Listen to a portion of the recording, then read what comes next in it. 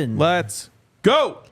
Welcome into DNVR Buffs Prime Time. We're here in the Toyota Lounge, driven by your Front Range Toyotas.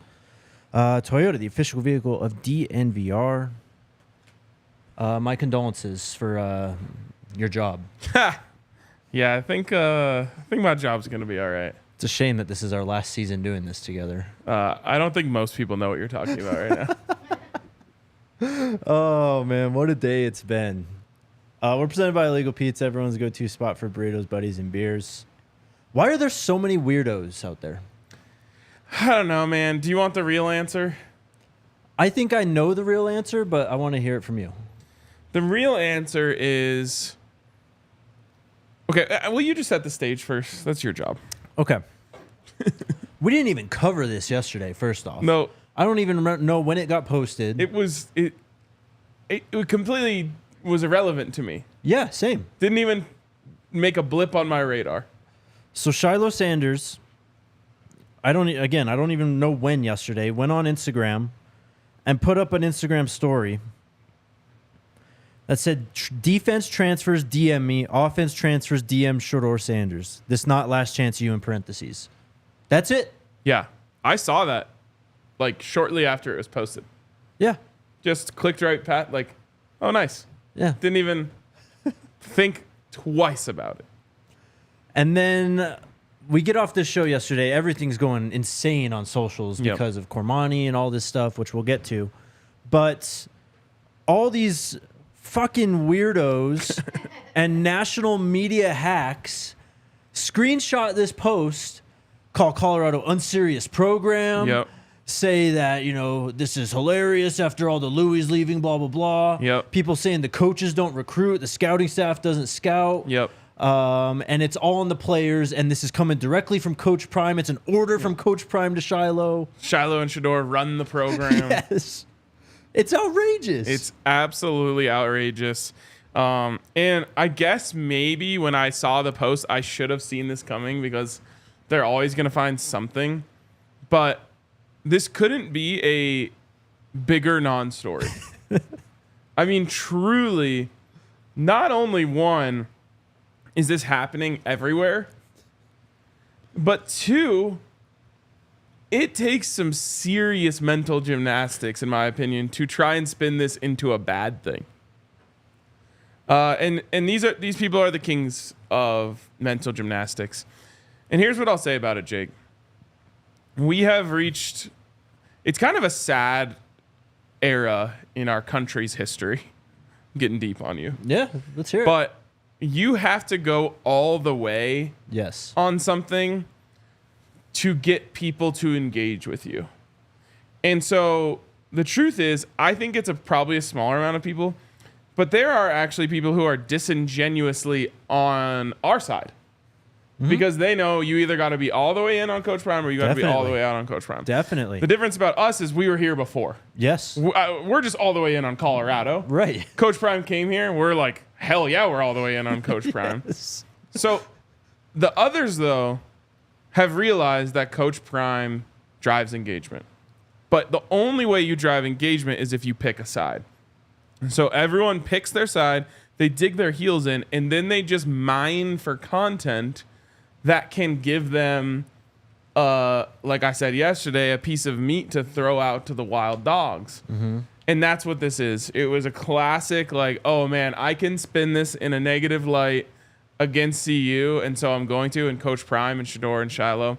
But it reminds me so much of, like, our political climate that we're in.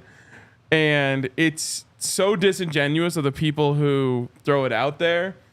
And then they're just capitalizing off of dumb people who eat it up. Yeah. And like think like, oh, well, if Jeff Schwartz says they're an unserious program, that guy knows ball. So like that's a huge red flag for them. Like I knew Coach Prime was going to fail. And now Jeff Schwartz is saying it. And I was right. And so everyone's just looking for something that confirms their biases. And the less intelligence people have, the more prone they are to getting tricked by things like this. And so all of these people are out there just throwing out the bullshit, into the waters and watching, the piranhas come and feed on it. Can you scroll up in the comments for me real quick, Alyssa? There's something someone said a little bit further up, a little bit further. Keep going.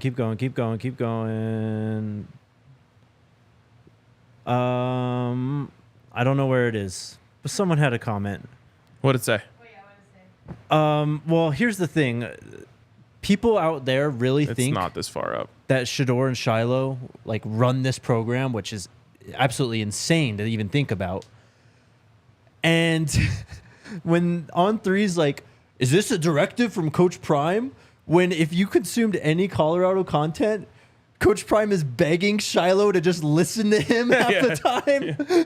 In fact, if it was a directive from Coach Prime, Shilo probably would have ignored it. Yes. Like it just shows. Yes, exactly. Like it just shows like how little they actually know, how little they actually pay attention, and how driven by hate, just like the want for a tweet to blow up, because they know if you attach Colorado and Deion Sanders, Shilo, Shedeur, all this, put a negative spin on it, it's going to get 3.7K likes to fill up their little Twitter ad revenue account. Yeah. That's what this is all about. It is. It's ridiculous. It's disingenuous. It's terrible. It's not analysis, and it's disrespectful to the people who actually work out there. Yeah. Disrespectful to people like us who are there every day, cover this thing, try to put the word out there, what's going on, and they just go shit on it and go, oh, I know ball. Yep, unserious program. Ha, ha, ha. Yeah. No. Yeah. Dumb as hell. I love that you're this fired up. Yeah, I love this. I love this side of Jake. It's the word is, that you could just keep going back to is disingenuous, and that's what bothers me about it. They know what they're doing, but their followers don't, and that is just kind of weird. But in the end, I think this is a great opportunity to give credit to the people who actually deserve it for the hard work that they do behind the scenes, putting this together.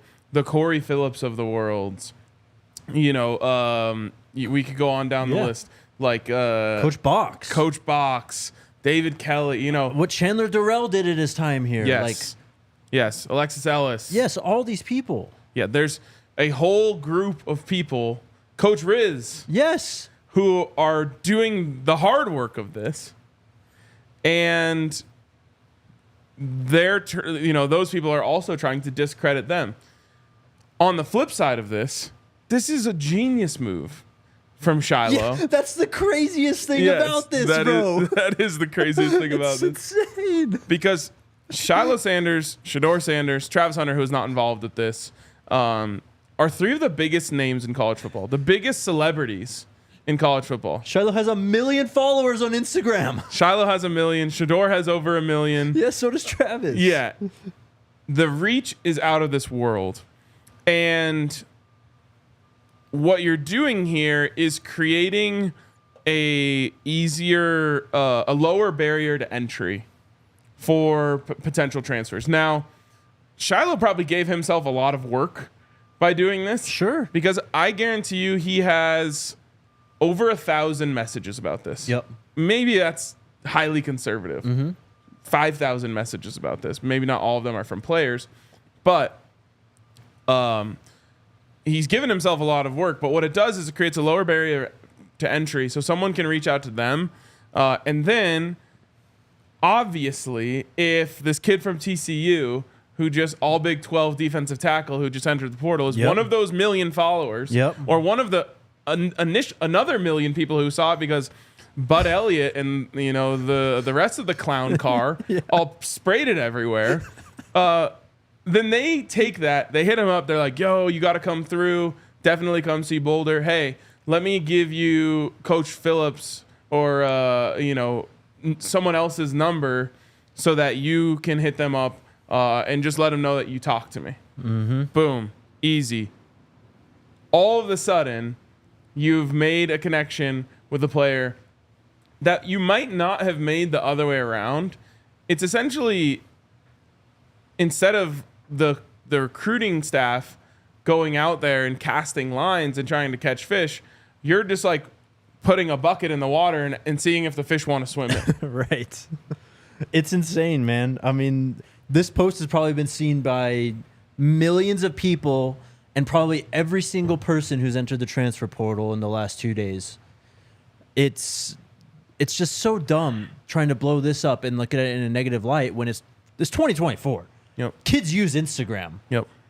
And like there's interest in Colorado, no matter what Bud Elliott and all these guys say, there are these transfers that come into Colorado, they are coveted by other programs. Let's get that straight. Totally. So it's just a lot of talking and, you know, sideways out of your mouth, like just not even really knowing what they're talking about. JD Piquel goes live on 3 today, and he goes, well, I'm not a Colorado hater, then goes on to be just talking shit about this whole thing. Okay, so what's his name? JD Piquel. Yeah. I saw his thing about this. Yeah. And the metaphor that he used made literally 0 sense. So he was like, well, if I want a meeting with my boss, I'm not going to post it on my Instagram story. I'm going to text them or call them or set up a meeting. And I was like, how is that relevant?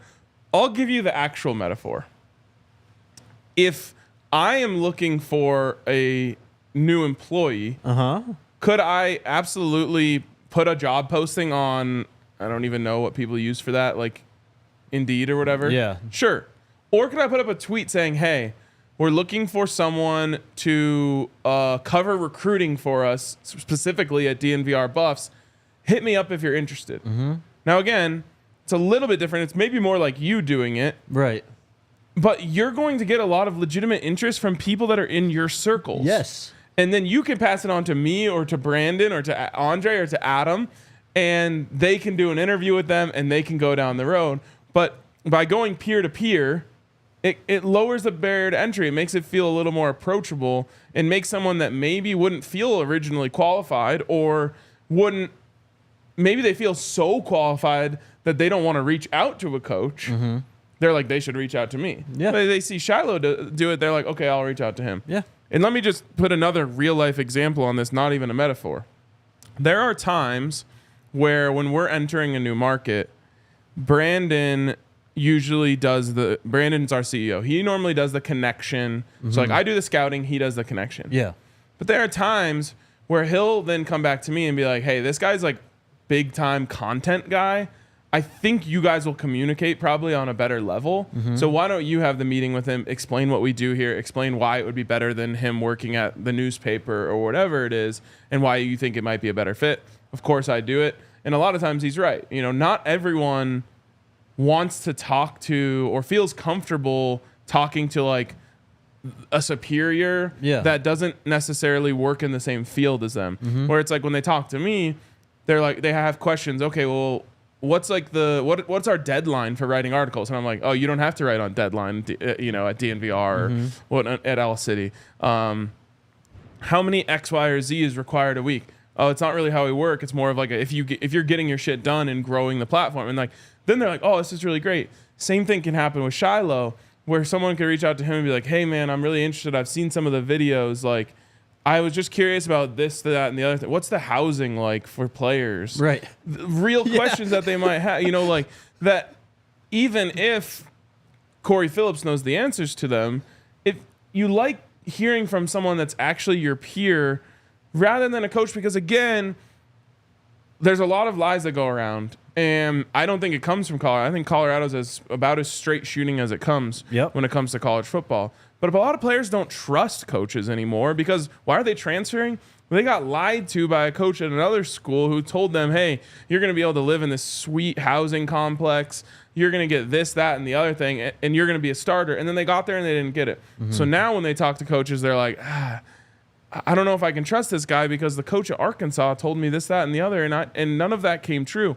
I'd much rather talk to a player who has actually experienced it. So trying to spin this into a bad thing is crazy work, and I think there's going to be people saying that we're trying to spin this into a good thing. I would have never even considered talking about this. We would not have mentioned it on this show if people didn't go out the other way, because I just thought like, oh, that's cool. Good idea. I don't even know if I thought that far into it. Yeah. It's crazy. It is crazy. So, yeah, it gets me fired up. I showed a lot of restraint on the old Twitter machine last night, I think.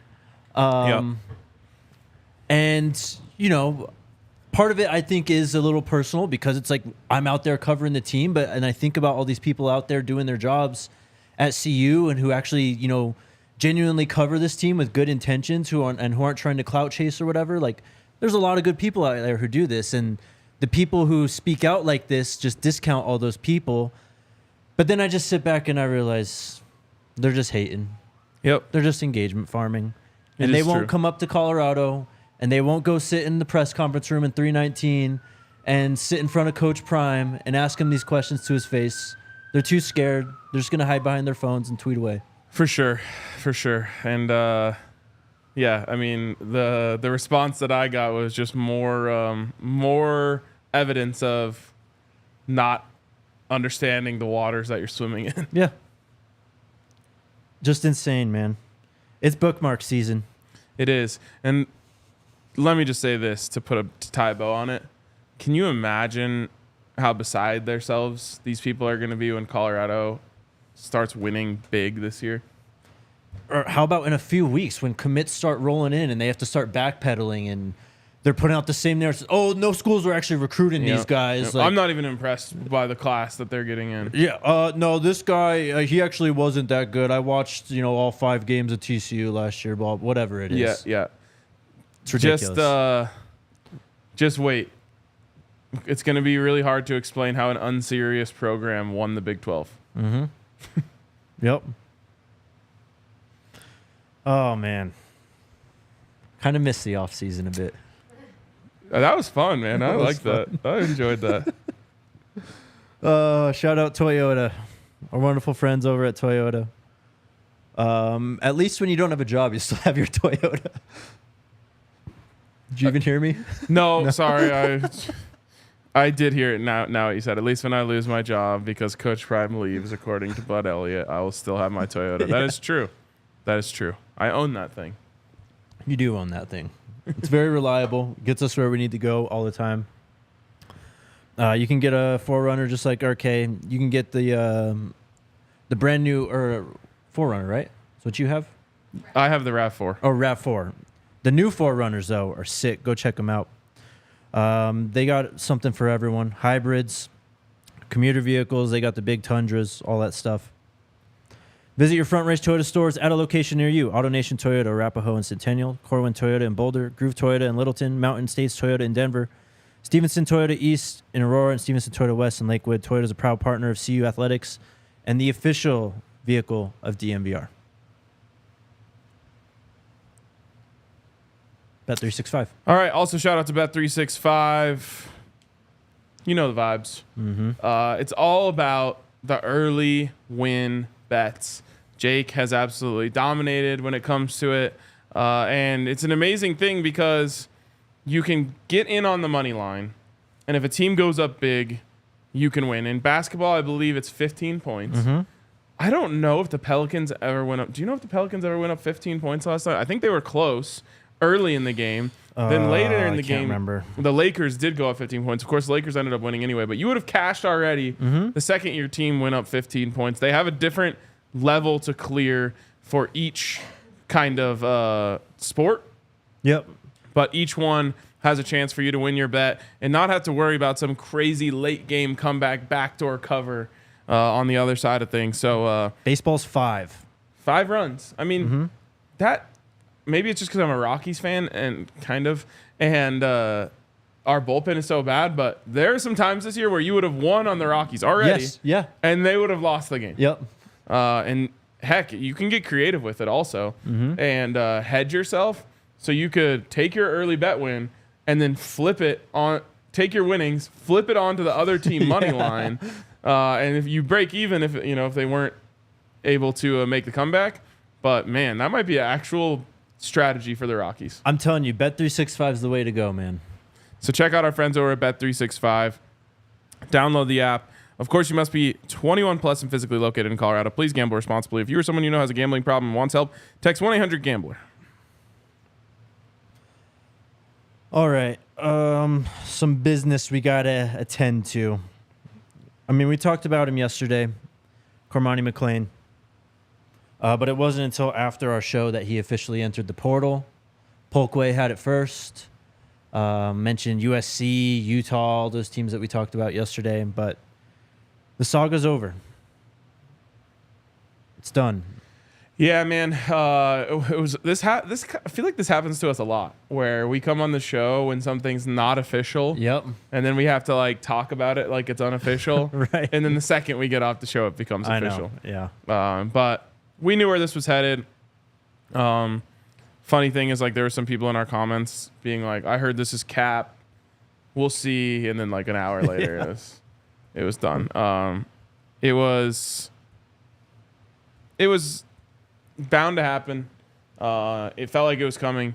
There's another thing that people are kind of overreacting to. This one I understand a little bit more, whereas the national media is taking this and saying, "Oh man, big surprise." Mm-hmm. Because if you weren't paying attention, which they aren't, this would seem like kind of big news, big surprise. And I'm not trying to say it's not big news, because I think that would be downplaying that something that's is big news. It's just not a shock, because if you were paying close attention, you knew that something was off almost from the start. You knew that Cormani wasn't able to solidify himself on the field. Mm-hmm. And you knew that there was 2 new corners who came in that Coach Prime really loved, that were looking like they were going to hold down the starting spot. Mm-hmm. So, again, I'm not going to sit here and say it's not a story that a 5-star corner left Colorado. Right. It's definitely a story. It's also a story that, like, he wasn't able to click with Coach Prime. And obviously this is the part of the field that Coach Prime is going to have the most success recruiting. So, like, Yeah. there is a story here.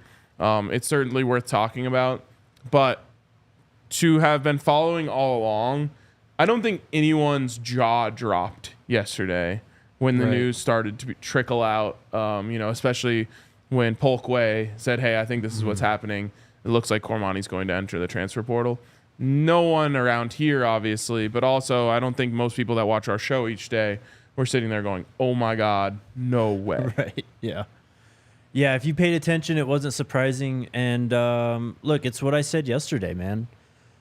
Look at how Coach Prime and the university, how they roll out players like Jordan Seaton, like Micah Welsh, how they've been on the podium as true freshmen. Like, there's not rules about that stuff at CU. If you're a freshman, no matter what year you are actually, and you ball out, you're going to get the attention you deserve, and you're going to get your chances to speak in front of everyone. We just didn't see that from Cormani. That was, if you go back, those signs are all there. All the "where's Cormani" questions. Yeah, we laughed at them, and we kind of, I don't want to say brushed them off. We didn't have anything to say. That's why we didn't answer them half the time. Yep. But it all falls in line with this. So the ending isn't really a surprise. It's a bummer. I don't want to bury the kid on his way out, though. I don't think the fan base should either. There's a lot of weird stuff with Cormani that went on yesterday. And it's just unfortunate to see. I think that as a fan base, Buff Nation do a little better. But, wish the kid well. Like, we'll see what happens. Yeah, absolutely. It was, I didn't think the social response was that bad. It was honestly better than I expected. Yes, that's where I was going with it. And I put it out yesterday. I said it on the show yesterday, like, let's just tip our cap, say thanks. No one knows what these guys went through. No one knows what their challenges were, what their reasonings are, whether it's Cormani McClain or Jacob Page or someone else. Yeah. Just tip your cap, say thanks, and wish them well. Yep. And for what it's worth, I talked to a player last night. He said Cormani was great in the locker room. It's just that it's pretty evident he didn't put the work in. Like, yeah. And this is not a rare story for 5-star players. Mm-hmm. And so, again, we're going off of what we heard because we're not at practice every day. But it's not totally unheard of for a 5-star player to go to a school when everything has come easy for them in terms of their skill level, to just kind of go out there and play, and then all of a sudden they go up a level and it's not that easy anymore. Mm-hmm. It can be hard for guys to adjust and understand the work ethic. Whereas you have a walk-on who's always been kind of scratching and clawing and grinding for their playing time or whatever it is. Yeah. They go to college and like nothing changes for them. Now they don't have the talent that Cormani does, but they don't have to adjust to working. I don't know about you. I didn't do any preparation for like tests and stuff when I was in high school. Neither did I. And so then when I got to college, I didn't think I would have to prepare for tests. And I told the story the other day. Yeah. Didn't pay attention in class, didn't prepare for the test. I got a 23 on my first midterm. Mm-hmm. And I was like, oh shit, okay, this is different. It was a transition period for me. Like, that's just a kind of a metaphor. But for Cormani, I kind of hope that going to a new place where he starts fresh, he realizes, okay, the work is just as important as the talent. And, you know, maybe he feels like he's going to feel some type of way. Maybe he feels like he got in the doghouse early and he could never get out. Hopefully he realizes at a new place, he can go in and work like he's not a 5-star from day one. And then that 5-star talent will kick in and, you know, allow him to succeed. Yeah, man. I mean, really talented player. There's a really good football player in there, and we'll see if it surfaces at his next destination. Yep. You want to talk about the Spaces clip that went viral? I don't really have anything to say about that. I mean, be better. I think there's two sides of it, to be honest. Well, one, Cormani should not have jumped in there. Maybe there's three sides of it. I'm not blaming Cormani for going in there because I think it's easy to just be like, they're talking about me, I want to go in there and set the record straight. It certainly wouldn't have happened, but I think that the people that were talking in there in a very colorful way were saying some real shit. They weren't wrong. Yeah, they're saying some real shit. They weren't wrong. But it's not... That's like something that you're telling to like a family member at your house. Yes. When it goes in public, and obviously when you're like cursing at a kid, it's going to look bad from a fan base. So I think it wasn't the best look in the world. I think that there were actually some good points made. Yeah. And I think that I hope that Cormani doesn't take it, you know, too personally or whatever. And it didn't feel like he did. I thought he actually handled it pretty well. Yeah. It could have been a lot worse. It could have been a lot worse. Yeah, for sure. This officially ends the Cormani saga then. Yes. It also is crazy that we live in a world where like news can break. People can be like, let's talk about this. The person who they're talking about can like join. Like, imagine telling someone in like 1980 that this can happen. Right, for sure. Like, everything happens so instantly. And, you know, what normally is a conversation that would happen like with your coworkers around the water cooler or like down at the bar after work, all of a sudden becomes a public conversation that the person who's being talked about, who is a public figure and kind of famous in a way, is in there talking to those people. What a time to be alive. We've had 2 more people enter the portal as well.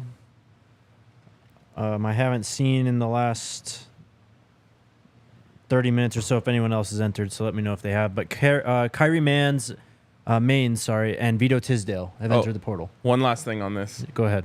I guess there was people who were saying that wasn't actually Cormani. It was a fake account.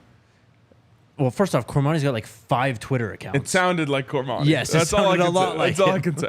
I don't. So I guess we could say we can't confirm with 100% certainty that it was, but it sounded a lot like him. Yeah, it did. He does also have like 5 Instagram accounts, 5 Twitter accounts for whatever reason. Yeah. So. But yeah, Kyrie Maines and Vito Tisdale have also entered the portal. Vito Tisdale was a guy kind of came in The thing I remember talking about him the most when he committed, I think he committed during the spring game too, actually. But he was like a fan favorite at Kentucky. We never really got to see him out on the field. Only played in 3 games. Didn't chart any stats. But just seeing how people on the team, interacted with him, how they talked about him. He seemed like a really well-liked dude, and I'm sure he's going to be another great teammate wherever he ends up. Absolutely. I think you said it. Definitely was hoping for more. Just because, honestly, I really trusted the Kentucky review of him, which was glimmering. So, again, another guy that you tip your cap and wish him good luck at the next stop. Yep. Hopefully he becomes another fan favorite somewhere else. I think he was dealing with an injury, which is why he left Kentucky. So I hope that's not the case, that he's able to play again. But he didn't really do much on the field this year, and that might have been why. Yep. Kyrie Maines, 11 games played, 9 tackles, 1 TFL, 1 sack last year. Had his flashes. Another guy who kind of made the jump came from Maine. And another guy who seemed just really well liked within the team. Yeah. And just, both these guys, all these players who have entered the portal are just going to be a part of this story of CU, the rebuild of CU, and how they were able to at least, show some progress, inspire some hope in 2023 on the football fields. We wish them the best wherever they end up. Absolutely. Into the portal we go. You mentioned him already. Before you do that, because I've seen a couple people bringing it up in the comments, we can't officially announce our plans for the spring game tailgate. Oh, yes. I forgot about that. You did forget about this. We have a graphic ready to go here for the spring game tailgate, but we'll be up there. We want to hang out with you guys. We can't wait for the day to come. And here you go. Where does it say? Lot 436. And if you came to the spring game tailgate last year, same exact place, directly on the corner of Colorado and 28th, right? I can't remember what that street is. It's the street that comes into Boulder from Denver. It's the first lot when you're going up Colorado towards the stadium. Once you cross, I believe, it's 28th. We'll be there hanging out. We can't wait to see you guys, and we can't wait to party for the spring game.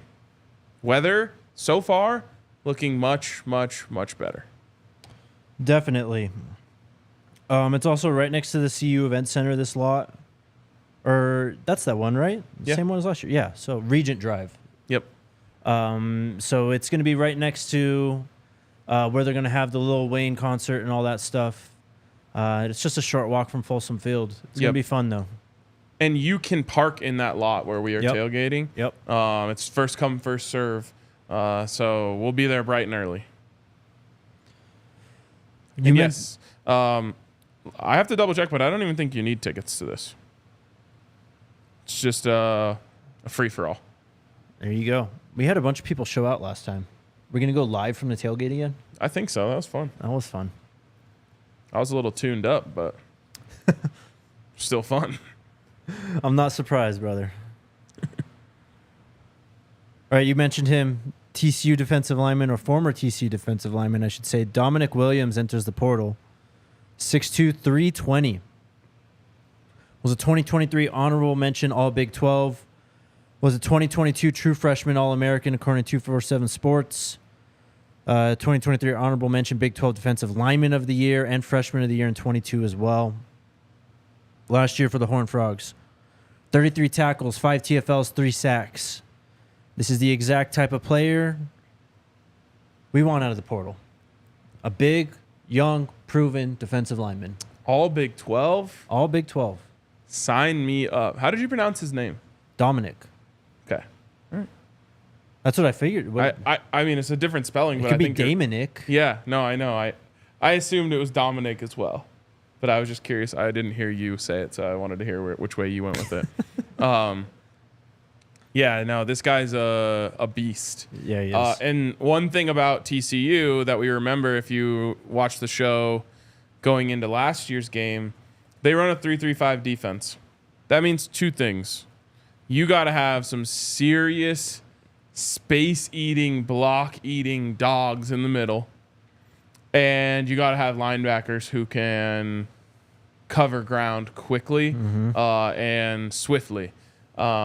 This guy obviously got his, made a name for himself of being just an absolute terror for the interior offensive line, keeping them off of those linebackers with only 2 people up front to help him. Yep. So he could really cook. Colorado has offered former Kent State defensive lineman CJ West, listed at 6'2", 330. Wow. Last year for the Flashes, 40 total tackles, 7 TFLs, 2 sacks, 1 forced fumble. He is going to be a graduate student. Last year was his senior season, the best season that he's had in college football.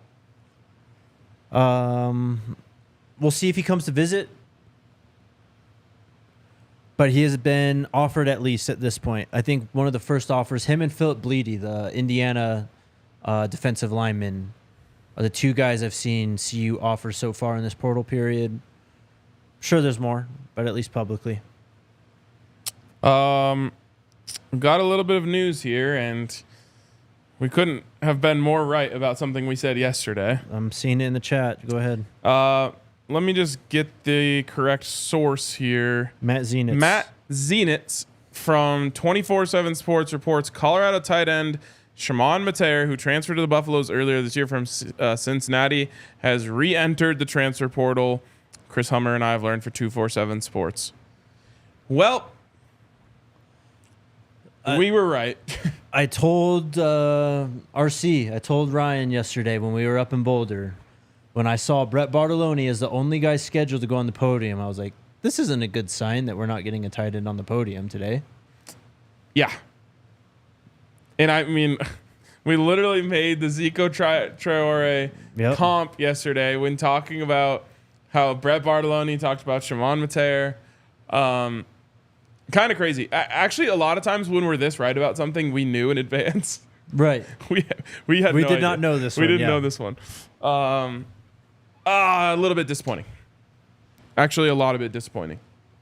For sure. And it sucks because Shimon Mateer was a really exciting player to potentially fill a really big need. When they went and got him out of the portal from Cincinnati, there was some good tight ends out there, and it felt like they got one of the best ones. Yep. For whatever reason, they're having an issue at this position, bringing in talent that fits the culture or whatever reason. Again, I don't know why people transfer every time I won't act to, but it feels like they're bringing in these talented players and it just doesn't click for them for whatever reason. I mean, I'm not going to, there's no reason to get too worked up over this one, I don't think. Guy was only here 5 months, never played a game, wasn't really able to hop on. Sam Hart committed for a reason. We've got to wait for him to show up, of course, but it just didn't work out.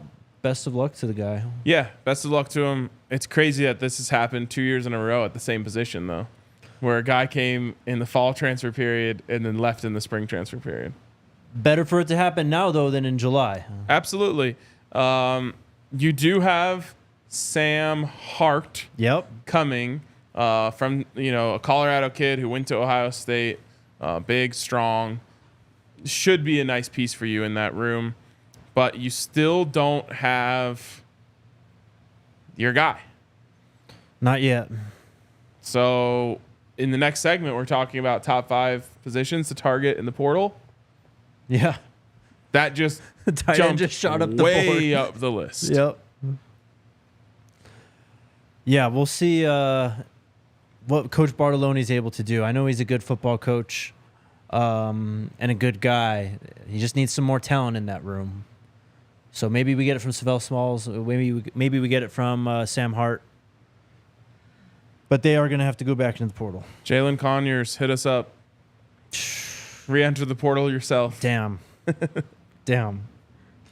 Last thing I got today is Nick Brooks. We've talked about this guy a handful of times on this show now.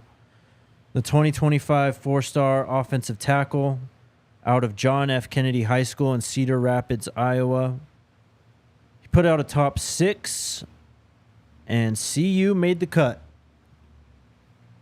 Texas, Georgia, Tennessee, USC, Iowa, and CU. Nick Brooks, 6'7", 345. Okay. And let me check my visit notes real quick and see if he's... I think he's already come. Oh, I don't have him in here. Oh, no, he's coming for the spring game. So there you go. Coming for the spring game, has him in their top 6. Has official visits set with Iowa, Texas, USC, basically all these schools in his top 6. So we're in a good spot there. There we go. Okay, let's get to our Bet365 top 5. But first, it's time to chill. I think we need this today. Definitely. There's people out there in the national college football media that could probably use a chance to chill as well. They could get it with Coors Light. Brewed cold, packaged cold, shipped cold from the mountains out here in Colorado. Crisp, refreshing. Coors Light's really the GOAT.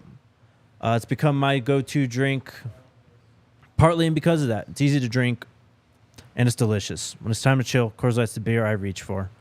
When you want to hit reset, grab the beer that's made to chill. You can get Coors Light delivered straight to your door with Instacart by going to CoorsLight.com/DNVR. Celebrate responsibly. Coors Brewing Company, Golden, Colorado. And also, shout out to Game Time. Y'all know what time it is. Mm-hmm. Nuggets Lakers. Yep. One of my favorite times of year in the chat. I love it. Nuggets Lakers, game 1, Saturday. I'm already on my Game Time shit. Checking it every hour or so, seeing the way the prices are moving, seeing the trends that are going on. Mm-hmm. I've also already got tickets to one Avs game for their first round series. Got those through Game Time as well. Game Time's the best because you're already getting one of the best prices. You can wait longer if you have patience and get even better prices. They're going to show you exactly where you're sitting right on your phone when you're looking at them. And my personal favorite part, you can click all-in pricing. What that does is take it so the taxes and fees and all that stuff are included so that you don't think, oh, this ticket is in my budget, only to find out when you go to checkout that it's not in your budget. Yep. It's always disappointing for me. So get over to our friends at Game Time. Use the code BUFFS, BUFFS, BUFFS, for $20 off your first ticket purchase at Game Time.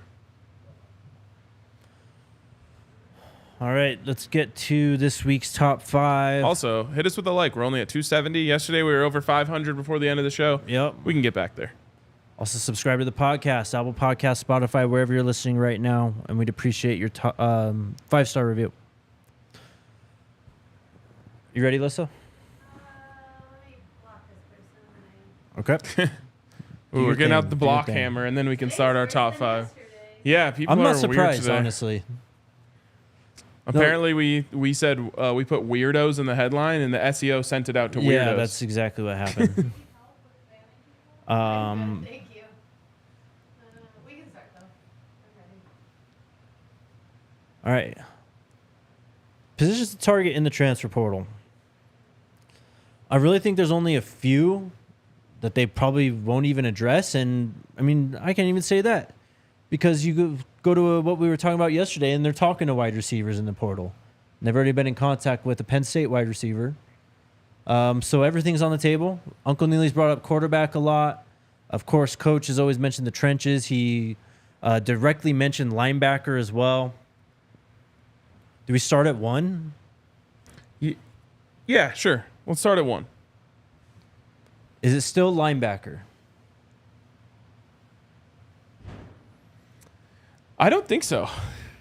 Is it tight end now? I think so. Okay. I mean, I can point to guys in the linebacker room. Right. You know, like I like Jalen Wester. I like Levante Bentley. I like Trevor Woods. Mm-hmm. I still need Love. But especially with not having the Ohio State kid on campus yet, it's hard to know if we have anything in the tight end room, with all due respect to the players that are still here, at least a solidified person that can be a weapon. Because that's what I'm looking for. I would love to have someone who can go out there and block and help in the run game. Yeah. I think, honestly, that's what Sam Hart's main goal is going to be to do here. Mm-hmm. But I need a weapon. Yeah. I saw what Shedeur did with Michael Harrison last year. Yep. And he kind of like worked magic with him, getting him to be, I believe, second on the team in touchdowns. He was a lot of big conversions. You got to have a weapon there for this offense, just because you want that. You know, look at Patrick Mahomes and Travis Kelce. Obviously, you're not going to find Travis Kelce, but I want a weapon there. I'm putting that at number 1. Are you with me? I think so, man. I mean, look, if we had to put out a starting lineup right now, the starter is either Sam Hart, who's not even here, or it's Savell Smalls, who's changing positions. Yeah, for sure. And look, I'm excited about Savell Smalls, former 5-star player who is clearly extremely athletic. I'm excited about Morgan Pearson. But not having seen anything from them, I would just love to have someone in the room that I'm like, this guy can go. Yeah. And I can show you that by pulling up this film. You know? Yep. Definitely. We'll see what options there are, though. I mean, we have Sam Hart, who is an older player. I haven't really seen too many tight ends enter right now. But, yeah, I mean, when it comes to a starting offense, you're either going to be throwing out a converted position guy or a guy who isn't even here yet. So, after that, number 2. You going LB? Do you think it's linebacker, or do you think we need more defensive line depth?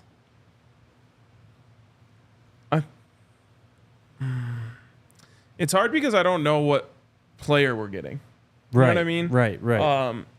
If you're telling me I could get a game... I think I feel better about the defensive line than I do about the linebackers at this point, so I'll put linebacker in there. Fair enough. Let's run with it.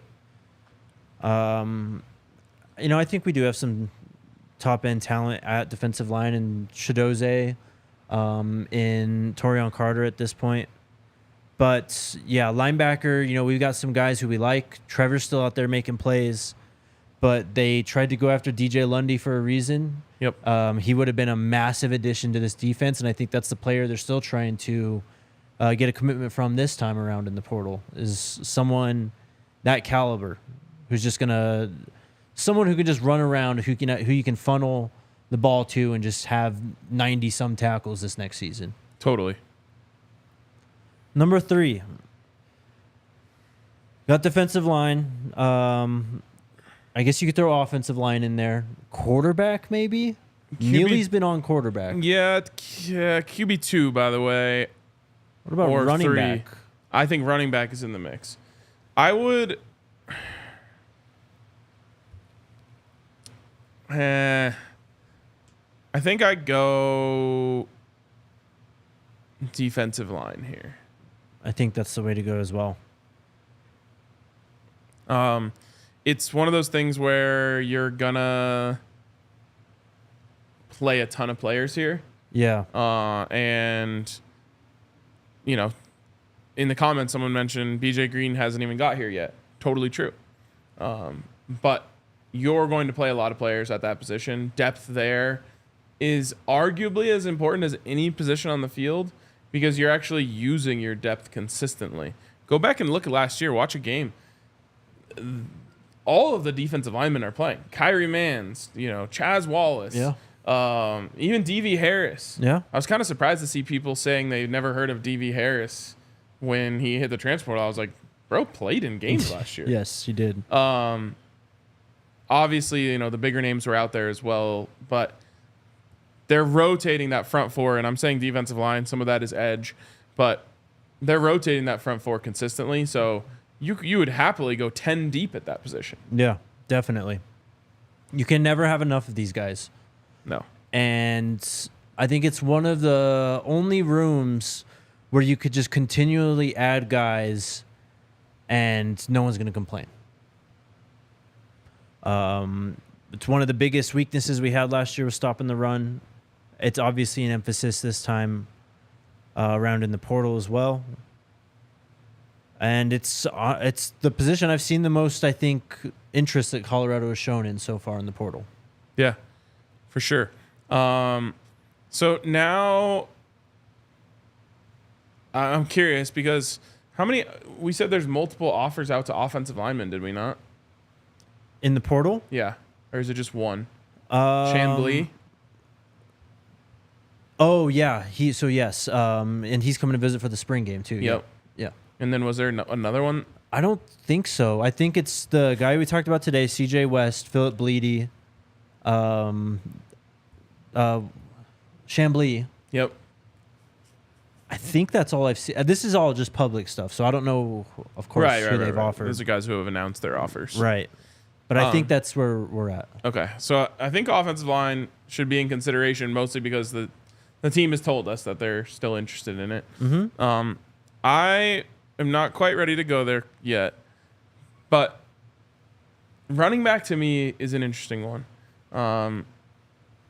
Obviously, Michael Welch has changed the trajectory a little bit. Yeah. You guys know how I feel about Dylan Edwards. I think he's maybe one of the most underrated players on the team, and I think his impact this year will show that. Alton McCaskill is an incredibly talented player. We still haven't seen him be 100% himself yet, back from that injury. So does it rank over offensive line or QB2 for you? Oh man, I don't think so. Just because you go look at last year without Alto, with basically no running game, and they were able to throw Savion Wilkerson, and we still have Charlie back there, and Michael Welch just really changes things. But at the same time, I do think they're going to be better running the ball, and I think that you want to be a little bit deeper going into this year. Yeah, than last year. Savion Wilkerson as well. It's a good question. I think I'd probably still just put offensive line right now, just because that's the main goal of this team is just to be tougher, more physical on the inside. But I think about that, and it's like, I don't know how many other guys that could come in that would really change things right now. Like maybe you kick Khalil Benson inside the guard or something if you feel like you can get a premium right tackle. Jordan's not going anywhere. Justin's not going anywhere. It feels like it's either going to be Hank or Tyler Brown at center. And Tyler Brown's been playing all over the offensive line too on the interior. So that's really the only spot I think that they have open for competition at this point. Yeah, and I think it's important to note that, again, offensive line depth is incredibly important. This one's a little different because this one is not that you're rotating guys in and out, although some teams do and will. It's more about I need to have people I trust for any position in the middle of a game when someone gets hurt. Yeah. I'd love to sit here and say there's, Colorado could just go clean bill of health on the offensive line this season. It's maybe the most rare position to do that. So I'll knock on wood. I hope that they don't ever have to tap into their depth on offensive line. But you got to have depth here. They've got about 7, I think, right now that they like. You'd certainly like to get to 9. Yeah. I'd call it a firm top 6 right now in terms of offensive line. Number 5, do we go running back then? Would you throw corner out? So for me, defensive back is interesting. Obviously, Slush, Cormani. I think there's even a couple more that I'm not thinking. Vito today, too. Yeah, Vito. There you go. So you can definitely add there. I also feel really good about the players that are starting in those positions. I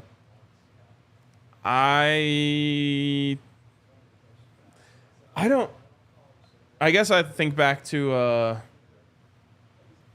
the classic quote from Peyton Manning's offensive coordinator. I believe his name was Tom Moore. I think you're right. and they were talking about getting reps for the backup with the ones in practice. Yep. And he said, fellas, if 18 goes down, we're fucked. And we don't practice fucked. Yep. And that's how I feel about QB2. All-timer quote. And let me say, I also like Ryan Staub. Yeah. But I'm just saying, like, in terms of my top needs, I understand why Neely keeps talking about trying to add competition for Staub at QB2. And so I'm not saying don't do it. But I think for me, I would go to a more pressing position that can help you in the bright timeline, not just the dark timeline. Right. No, I'm with you. I mean, this team goes as far as Shedeur Sanders, and I don't want to say it's not worth investing in the backup quarterback, but you're not going to get anywhere close to your ceiling if Shedeur's not under center. So you're going with QB2? I'm not going with QB2. I'm going with running back here. But I would hear out whatever you have to say. No, look, I think the only real competition you'd have is cornerback, so let's go with running back. I think they will look to add another corner or safety, at least one. I wouldn't be surprised if there's maybe 2 or 3. But I don't think that necessarily means that position is in big need of talent right now. Whereas running back, look, we love Alto. We hope that he is who he was before injury this next year. Mm-hmm. But I think that you need a little insurance. Yeah, it's wise to invest in the position just to cover yourself and make sure that you're going to be good to go.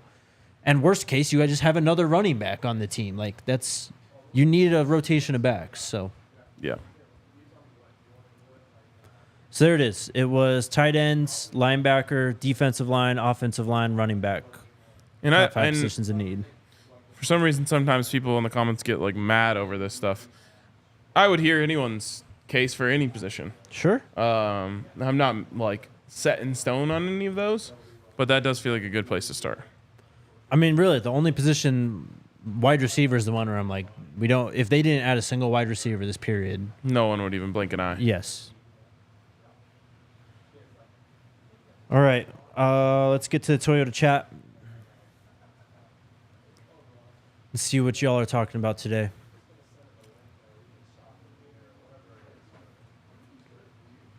Artemis is up first.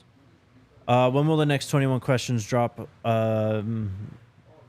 Soon. Yes. Soon. Yes. Good question. Yes, good question. Scott, who's going to wear number 1 come the spring game? Ooh, that's a fun little segment for another day. Doing our number 1 rankings. I don't think we'll get a number 1 for the spring game. I don't either. I also think we should do a segment. Who is the highest candidate to be the next where is blank person that gets asked about the most? There you go. We'll get to that later this week. Oh, great point from... we'll get to Monty's point last. Yes. Laura, will you guys be at practice tomorrow morning? I will be there. Are you going tomorrow? Potentially. Okay. We'll be there. Rosa Day, is Demouy Kennedy in the portal? I haven't seen it confirmed anywhere. Neither have I. I don't know. He's talking like he's in the portal. Then enter. Okay. It's open. What about Trevor Woods? I think that was brought up as a potential tight end. I think we have enough position converts to tight end. Yeah, let's not throw a third position on Trevor's plate. Yeah. We got any incoming tight end recruits from high school? Don't think so. No, not incoming this class. I can check my thing here. I don't have a tight end listed. Remember Bear Tenney? He just deleted all the tweets associated with CU. I don't think he ever came, so I don't know. Okay. Next one. Do it. What do you want to do this one? No, do the super chats. All right. Go ahead. Go ahead. Okay. Isn't it better to get all... This is a $5 super chat from FPSD. Isn't it better to get all this attention, good or bad? How much attention has CU been getting from the outside, good or bad, before Prime? Sco Buffs. Yeah, I mean, I agree. But it's just silly at some point. I do think, though, that like legitimately there are probably people who saw that message because people were trying to dunk on it that reached out to Shilo. So I'll take it in this case for sure. Yeah, in that case for sure. But when people are spouting off just like, first off, things that are not true, that are rooted in hate, I don't think that's productive to anything. So. Okay, cool. Mr. Hillsman says, shout out to all the DNVR folks behind the scenes again. Thank you, man. Appreciate you. Favorite part of the show every day. You're the and man. Finally, let's go. Almost forgot. Maybe you guys will hit us with a few more likes for this. But Monty said, I thought there was a surprise today. And I'm glad you brought it up because there is a surprise coming today. Yep. There is a surprise coming to this channel today. Like 3 hours. In just a few hours. And you might just see your boys sitting down with Coach Prime for an interview that goes live on the channel tonight. You might just see that. Maybe. Just us. Just and us. Coach Prime. You might see that on the channel tonight. So if I were you, I would go onto the channel and hit the little bell to make sure that you get notifications because at some point in the early evening tonight, we're going to be dropping an interview with Coach Prime. Maybe. We haven't decided yet. So hit us with a thumbs up for that news. You'll see a little bit more of what this is and what's going on in a little bit, but we're doing a super cool thing today. So keep an eye out. Yep. And like I said, subscribe to the channel. Hit the alerts button so that you get an alert when the interview drops tonight. But we're super excited, and we're actually heading to where we're heading right now. Yep, we'll be back tomorrow. Coach Prime's on the podium tomorrow. We're going to have players on the podium. I'm sure it'll be another just... That is why we had to clean cuts. There'll be a lot of people talking about see you tomorrow one way or another, I'm sure, too. So, amen. See you guys then. See you guys then. Let's go Buffs. We all silly like the mayor.